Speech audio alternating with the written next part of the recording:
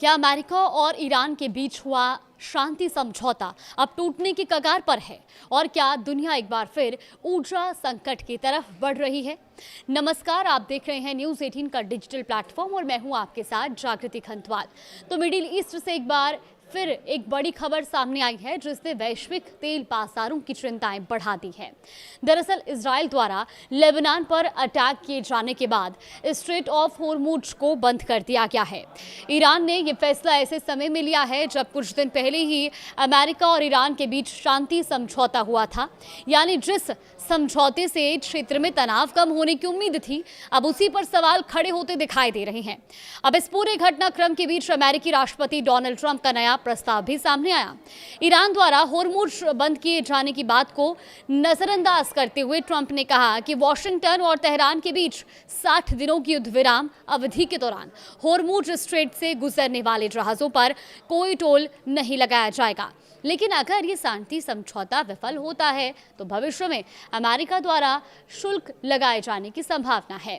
अब ट्रंप का ये भी कहना है कि इस टोल टैक्स से मिडिल ईस्ट देशों को हुए नुकसान की भरपाई की जाएगी। हालांकि ट्रंप ने ईरान द्वारा होर्मुज बंद किए जाने के फैसले पर कोई सीधी टिप्पणी नहीं की, लेकिन होर्मुज के फिर से बंद होने से क्षेत्रीय तनाव और बढ़ गया है।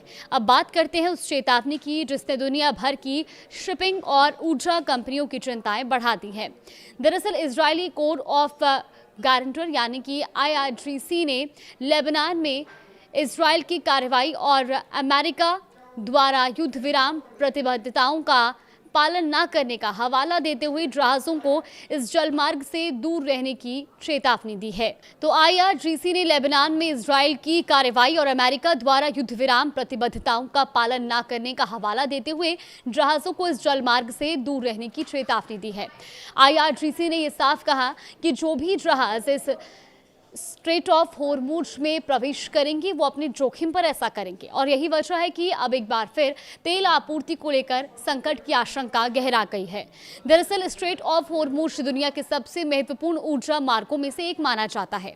तेल और गैस निर्यात का बड़ा हिस्सा इसी रास्ते से होकर गुजरता है। ऐसे में ईरान की इस घोषणा ने वैश्विक ऊर्जा आपूर्ति को लेकर चिंताओं को फिर से बढ़ा दिया है। अब बाजार विशेषज्ञों का ये मानना है कि सोमवार को मार्केट खुलने के बाद तेल की कीमतों में फिर से उछाल देखने को मिल सकता है। हालांकि इस बीच अमेरिकी केंद्रीय कमान ने एक अहम जानकारी दी है। केंद्रीय कमान के मुताबिक शनिवार को 55 व्यापारिक जहाज इस मार्ग से गुजरे जो कि 17 मिलियन बैरल से अधिक तेल और अन्य सामान लेकर जा रहे थे। अमेरिकी केंद्रीय कमान ने यह भी कहा कि वो व्यावसायिक जहाजों के निरंतर और सुरक्षित आवागमन को सुनिश्चित करने के लिए प्रतिबद्ध है। अब सवाल ये है कि आखिर ईरान इस पूरे मामले को कैसे देख रहा है। देखिए, ईरान के सर्वोच्च नेता मुज्तबा खामेनेई के सलाहकार मोहम्मद मुखबर ने वॉशिंगटन पर 14 सूत्रीय अंतरिम समझौते की पहले खंड को लागू करने में विफल रहने का आरोप लगाया है। उनका कहना है कि समझौते में लेबनान समेत सभी मोर्चों पर युद्ध विराम की आवश्यकता थी, लेकिन अमेरिका इसे लागू कराने में सफल नहीं रहा। मुखबर ने यह भी चेतावनी दी है कि जब तक समझौते को व्यवहार में लागू नहीं किया जाता तब तक मिडिल ईस्ट में ऊर्जा आपूर्ति रुकी रहेगी। और उनकी टिप्पणी ऐसे समय में आई है जब इजरायली सेना और हिजबुल्लाह के बीच झड़प एक बार फिर तेज हो गई है और इसी वजह से लेबनान युद्ध विराम की स्थिरता पर भी नए सिरे से सवाल उठने लगे हैं। तो फिलहाल दुनिया की नजरें होर्मुज, तेहरान, वॉशिंगटन और तेल बाजार पर टिकी है, क्योंकि अगर तनाव और बढ़ता है तो इसका असर सिर्फ मिडिल ईस्ट तक सीमित नहीं रहेगा बल्कि वैश्विक ऊर्जा बाजार और तेल की कीमतों पर भी पड़ सकता है। फिलहाल इस पर आगे भी कुछ अपडेट आएगा तो आप तक जरूर साझा करेंगे।